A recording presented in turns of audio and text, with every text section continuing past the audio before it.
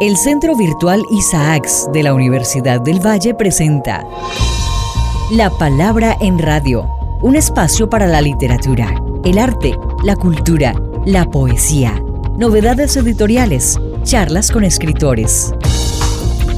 La Palabra en Radio, domingos 10 de la mañana por Univalle Estéreo. Dirige y presenta Darío Henao Restrepo. La Palabra en Radio.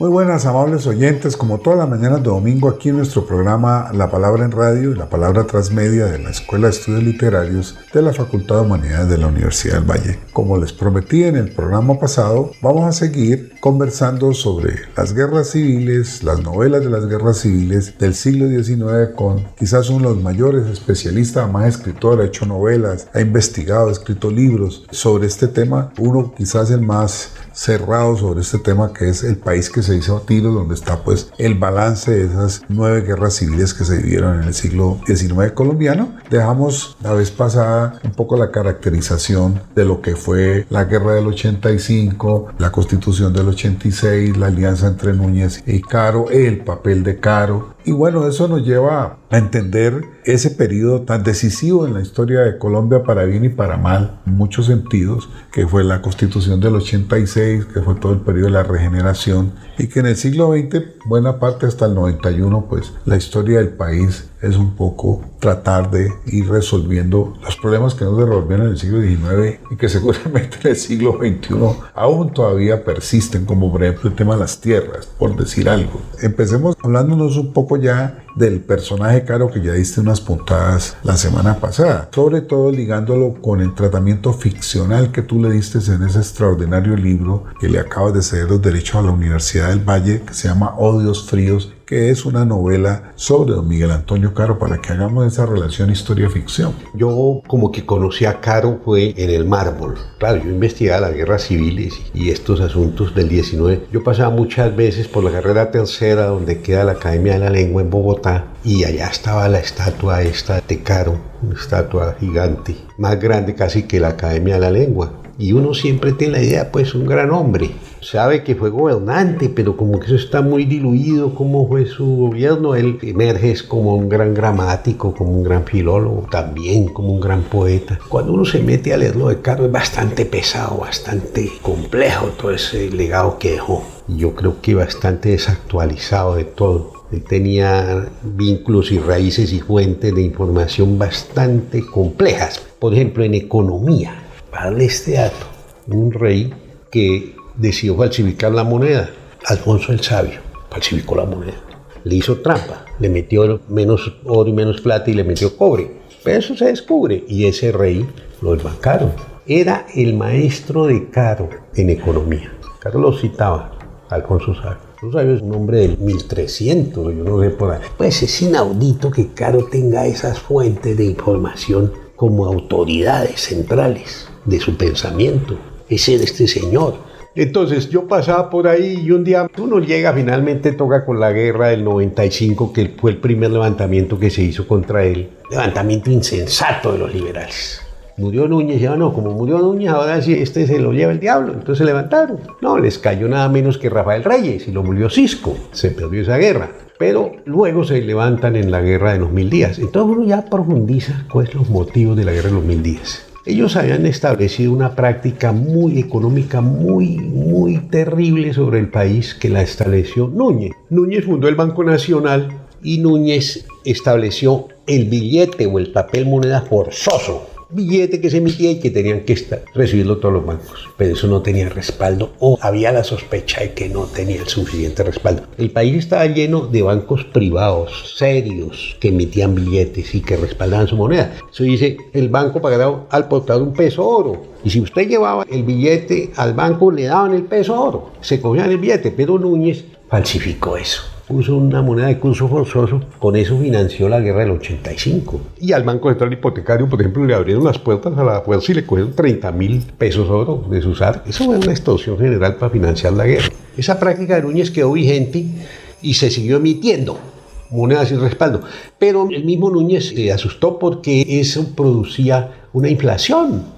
Entonces Núñez puso el dogma de la deuda, se llamó el dogma de la deuda, eso se consideraba deuda nacional, esas emisiones no podían pasar de 12 millones, ahí tienen que parar, pero eso no se respetó. Núñez se murió y se sabe que Carlos Holguín hizo emisiones clandestinas, Caro las siguió haciendo, a Caro incluso le suprimieron el Banco Nacional y le pusieron una tesorería especial nombrada por el Congreso para que manejara eso. Cuando estalla la guerra de los 1000 días, pues siguen emitiendo. Y la moneda se va a la miseria absoluta. No hubo moneda que se desvalorizara como Colombia. ¿Qué pasaba con la moneda? ¿Qué pasaba con el billete que salía? Que a usted le pagaban el sueldo en un billete de eso. O sea, bueno, Darío, usted llegara 50 pesos por su decanatura, téngalos. Usted salía corriendo a comprar lo que fuera con esos billetes. Le daban lo que le pudieran dar por eso, y el que recibía eso sabía que lo que iba a comprar para reponer la mercancía que le entregaba a usted ya no alcanzaba, entonces ese pagaba una deuda o le daba a su empleado, tome, le pago el sueldo, y esa moneda caía como una cascada y caía en manos de los labriegos finalmente. Los labriegos, la gente más pobre del campo, recibía esa plata. Y esa gente sí recibía esa plata, entregaba sus yucas, sus papas, sus cebollas, sus trabajos, recibía esa plata. O sea, bueno, para la Semana Santa salimos a comprar ropa, estaban en harapos, y salían los labriegos a comprar ropa y no la podían comprar. Wow. Sacan un montón de billetes viejos así y serían, bueno, y que nos dan ese pantalón, no me alcanza, mi señor. Y entonces hay testimonios de la literatura, que da como el noticiario, digamos, ahí están registrados. Los labriegos iban prácticamente desnudos, llenos de harapos. Yo reflejo ese episodio en la novela Odio Frío. Hay una correría que hace Caro buscando un candidato, a él se le va a cumplir el periodo y él decide seguir en el poder, pero no puede. Entonces busca un candidato que pueda manejar. Termina consiguiendo a San Clemente. San Clemente es un tipo que había sido ministro en la época del año 60 de Mariano Espina Rodríguez. Tenía a la sazón 80 y pico de años. Ya estaba muy mayor. Es un señor de por aquí, de Buga. Era bugueño. Era Buga, ahí estaba el viejo, ahí con sus hijas, y le puso un telegrama. ¿Quién es el presidente? Pues un viejito de eso. Digo, pues yo acepto. Y va a Bogotá a encargarse de la presidencia de la República para poderlo manejar Miguel Antonio Caro. Eso es una cosa deplorable, lo que hace Caro ahí.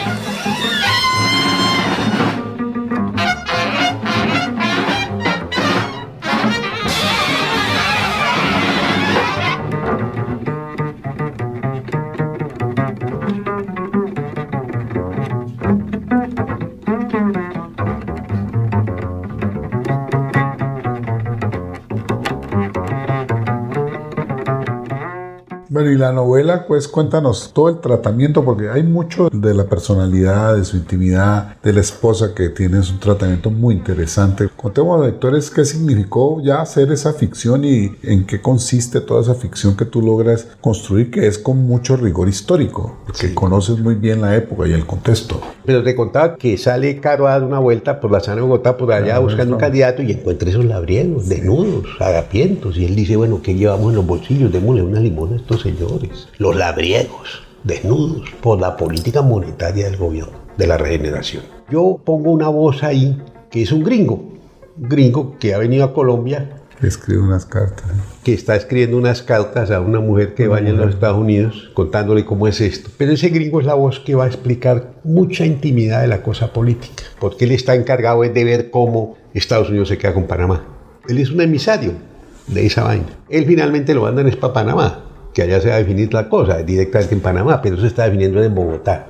No, entonces Caro es un tipo cerrado en todo. Yo decía que en política era obtuso completamente. Por ejemplo, eso del canal de Panamá. El país le entregó a una compañía francesa, el ESEP, que tenía mucho prestigio porque había hecho el canal de Suez, pero fracasó en lo de Panamá, por una razón o por otra. ¿Qué es lo que hace Caro? En lugar de decir, bueno, busquemos una compañía norteamericana o hagamos un acuerdo por otro lado, no, le ratifica los derechos a la compañía francesa, por el argumento de que Caro consideraba que los Estados Unidos eran una nación materialista, decadente, y él incluso tiene poemas contra esa riqueza de los Estados Unidos. Tenía una especie de odio feudal contra la emergencia capitalista.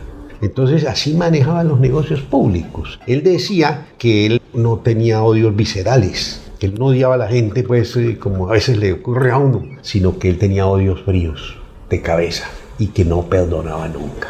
Yo te odio de manera fría y te voy a liquidar.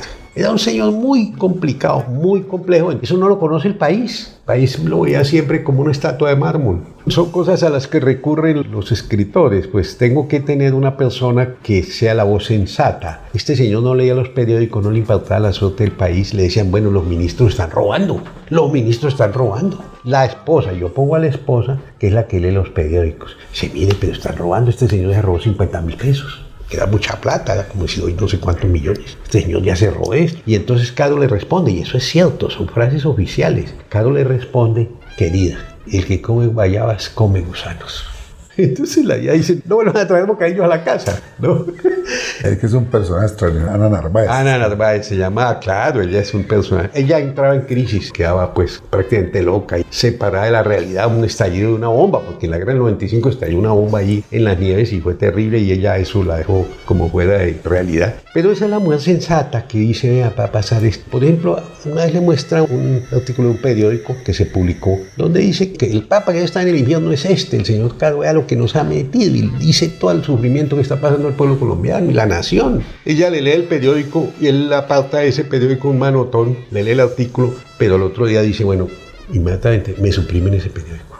Todo lo suprimían. Es muy triste que Núñez cayó en eso. Núñez hubiera podido resolver este problema del odio. Que esas guerras le generaron odio. Nos venimos matando 5 generaciones. A usted le han matado sus papás o sus hermanos, pues usted eso ya es reconcentrado. Entonces esto es un liberal y este es un conservador, hay que matarse. No importa, pero tenía que llegar una persona y era Núñez el que había podido decir, bueno, vamos a la reconciliación. Y eso era arreglando, repartiendo el poder de alguna manera, abriendo puestos, bueno, un puesto, venga. No, Núñez está poseído también de una furia, eso es lo que uno no entiende, porque Núñez sí comprendía mucho el problema que había. Y Núñez desde Cartagena, hay documentos en donde él manda telegramas y dice, suprímame ese periódico. Esa gente ponga la presa. No podemos permitir que den un tiro porque estamos perdidos. Cójanos antes de que se vayan a una insurrección. O sea, es muy drástico. Y él está feliz con que estos conservadores acérrimos y sobre todo Núñez. Núñez no es capaz de gobernar el país. Núñez no le aprueban las leyes. Núñez tiene una gran división del Partido Conservador. Ha aislado a todo el mundo. Entonces, Caro, el que está en el gobierno, ha aislado a todo el mundo, tiene una gran división del Partido Conservador. En un momento dice, hay que traer otra vez a Núñez a Bogotá. Núñez no quiere volver a Bogotá. El frío le hace duro, no le gustan los cachacos. Dice, hay que traerlo porque ¿cómo hago esto? Entonces le toca inclusive, eso es la novela, sacar la biblioteca, abrirle un gran, porque Núñez no quiere habitar al palacio. Entonces, bueno, que venga para mi casa, yo le hago aquí un alcoba especial, saca la biblioteca. Ese traslado a la biblioteca, pues es un episodio completo en la novela. Pero Núñez no viene, Núñez se muere antes que venir a arreglar los problemas de Bogotá. Y Miguel Antonio Caro solo los arregla a palo, con persecución, suprimiendo periódicos, aislando a la gente, echando desterrados. Los desterrados que salen de Colombia uno no se imagina, es una cosa muy, muy cruel, porque al desterrado lo cogían en Bogotá, lo mandaban a Cartagena o a Santa Marta, lo metían en la bodega de un buque de hierro, y usted agonizaba meses enteros en ese calor infernal, mientras decían que a usted lo mandaban a Jamaica o a alguna isla de esa. Esos destierros insensatos y una persecución inicua. ¿Qué ocurre? Que los liberales, entonces, eso lo que hace es que fomenta el ala radical liberal, que la preside el señor Uribe. Uribe, ahí el problema central en que gravita el país es el canal de Panamá. Es lo que le están advirtiendo. Le advierten al gobierno de Caro, le advierten al gobierno marroquín, los emisarios que tenían los Estados Unidos, los gringos nos van a quitar Panamá. Los norteamericanos están dispuestos a quedarse con Panamá. Los americanos dicen América para los americanos. Se van los poderes europeos de aquí. Y entonces cogieron a plomo a los españoles y les quitaron Cuba y Puerto Rico y las Filipinas y los sacaron. Los franceses estaban perdidos. Tú me cuentas que no les facilitaron la vacuna, que ya la tenían de la fiebre amarilla. Para que fracasaran. Y los franceses murieron como moscas ahí y no pudieron terminar el canal. Y los ingleses también, bajo el chantaje norteamericano, les aceptaron un tratado que no intervenía aquí para nada. Esto es para nosotros. Pero todo eso, aislar todos esos poderes, era Panamá. Todo el gran litigio que había en América era Panamá. Los gringos lo que necesitaban era resolver ese problema. Los gringos tenían un problema muy serio con la extensión del país. Aparecieron minas de oro en las Californias, una bonanza, pero la gente tenía que atravesar ese continente o venirse en barco, desembarcar, atravesar el istmo en un ferrocarril, pero la apertura del canal permitía que metieran barcos, que eso circulara. Claro. Panamá era una ciudad muy próspera. Muy próspera. Panamá era la joya de la corona. Panamá tenía periódicos en mandarín. En mandarín, porque había una gran población china. China, sí. Ha llegado por lo del canal. Tenía imprentas, tenía luz eléctrica, tenía tranvía. Cosas que no había en Bogotá, pero tranvía no de mulas como el de Bogotá. Bogotá era una aldea en las nubes. Panamá era una ciudad pujante. Los gringos le tenían puesto el ojo, es por aquí. Entonces, todos se equivocan. Bueno, los conservadores hacen oídos sordos, eso no le importa. Al gobierno le interesaba las aduanas, eso dejaba mucha plata en la aduana. Y ahí con eso se sostenía mucha cosa del país. Pero a Panamá no le devolvían nada, nada. Eso es una fédula. Igual había mucho indio en Panamá. Está el indio Victoriano Lorenzo, que es una etnia que participa en la Guerra de los 1000 días y que simboliza de alguna manera como la naturaleza del panameño. Y lo van a fusilar al final de la guerra. Y eso enardece los ánimos. Todo eso está metido en la novela. Entonces, también están equivocados los liberales. Uribe decía sobre el canal de Panamá, decía, no, tenemos que convocar a todos los países del mundo y que haya una gran sombrilla internacional que proteja la neutralidad del canal.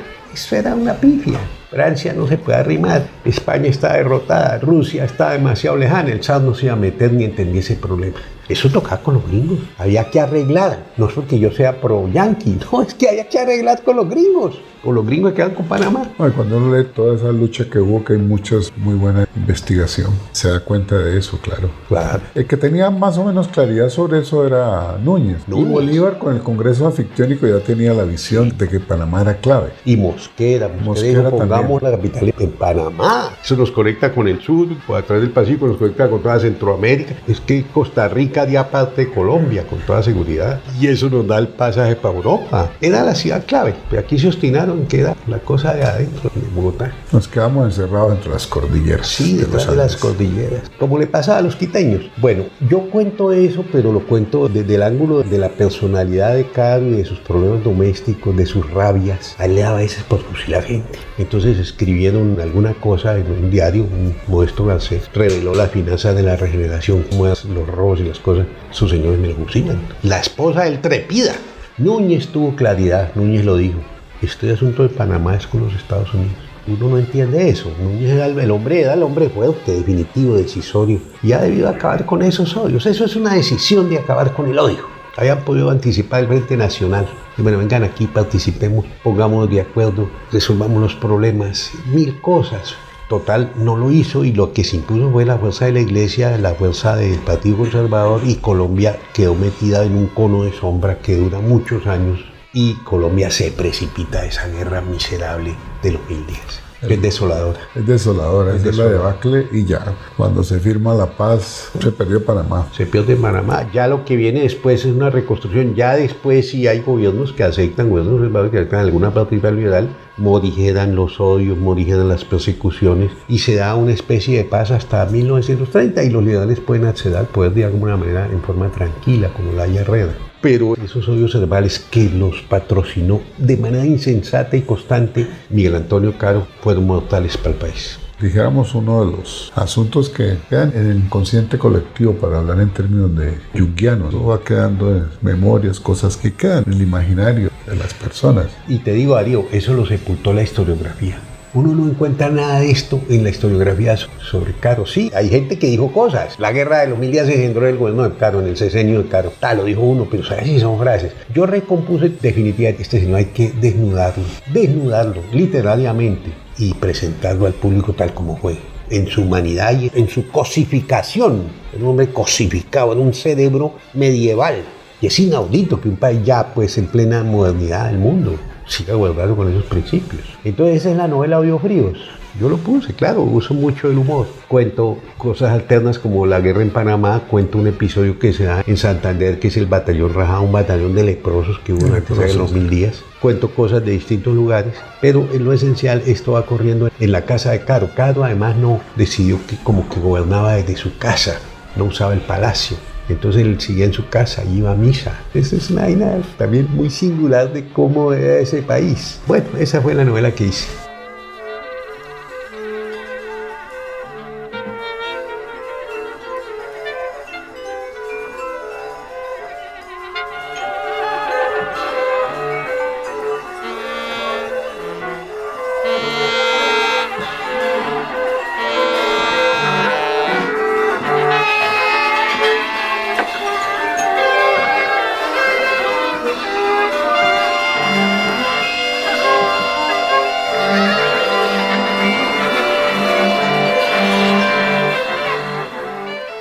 Bueno, hemos conversado aquí con Gonzalo España. Por supuesto tendremos otras oportunidades porque de su obra, que es muy vasta, casi 50 libros a lo largo de los últimos 50 años, que son los años en que nos conocemos y sabemos que existimos el uno al otro. Y bueno, te agradecemos mucho por haber estado aquí en la Universidad del Valle, por haber aceptado esta entrevista con La Palabra en Radio para el periódico Transmedia. Y bueno, habrá otras oportunidades. Quien les habla, Darío Henao, y nuestra productora Chile Sáenz Mosquera les desea un feliz resto de domingo y los esperamos aquí la próxima semana en La Palabra en Radio, Univalle Estéreo 105.3 de la FM.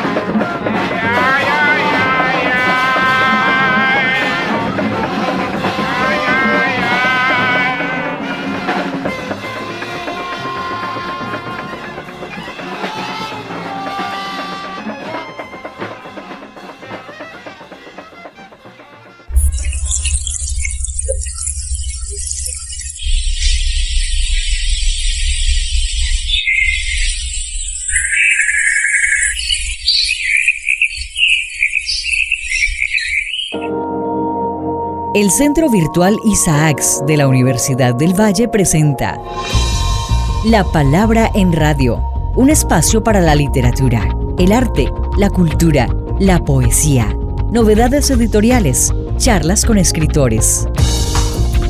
La Palabra en Radio, domingos 10 de la mañana por Univalle Estéreo.